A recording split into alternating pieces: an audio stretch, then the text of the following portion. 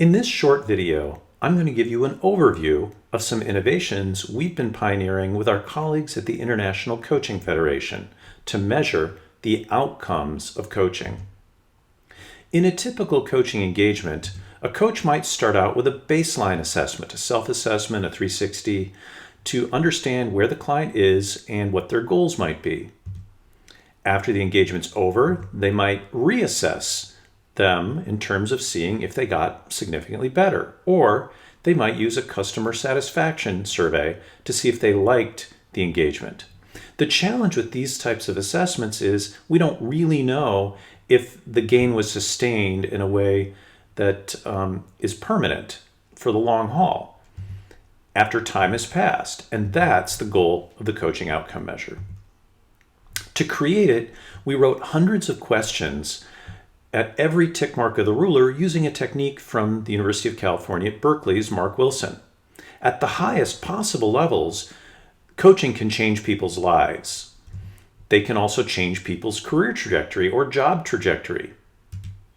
They can get great gains with pleasant surprises or good gains, or at least just get meaningfully better than the baseline, achieving the goals to a satisfactory level. The worst outcome, of course, is that either no improvement occurred or they didn't achieve the full level of goals that they wanted as a result of coaching.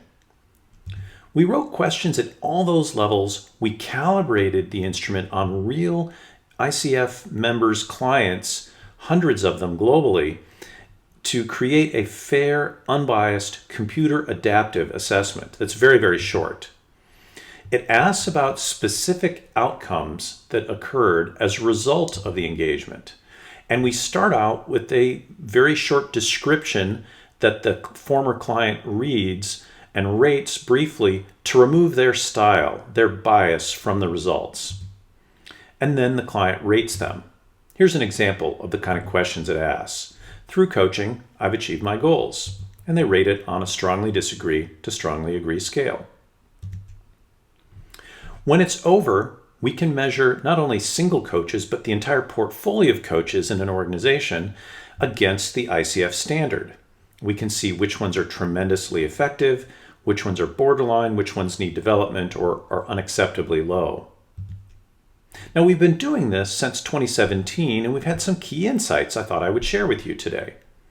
First, we were pleasantly surprised that even lower skilled coaches are consistently able to achieve their goals. They're just not as efficient and effective as the more senior coaches. The second pleasant surprise was that there was massive differences in the value that coaching provided on a sustained basis. So the coach outcome measure is a measure of quality. And if you divide that quality measure by the investment or the price paid, you get a chart that is shown on the screen, which is real data. We've noticed that the technology-powered discount coaching firms are tremendously valuable for frontline and individual contributor coaching because although they're not as effective in the long run as the senior executive coaches, they're so much more inexpensive that it's really worth it to the companies. And I think this chart explains volumes about why technology-powered coaching is really transforming the coaching industry.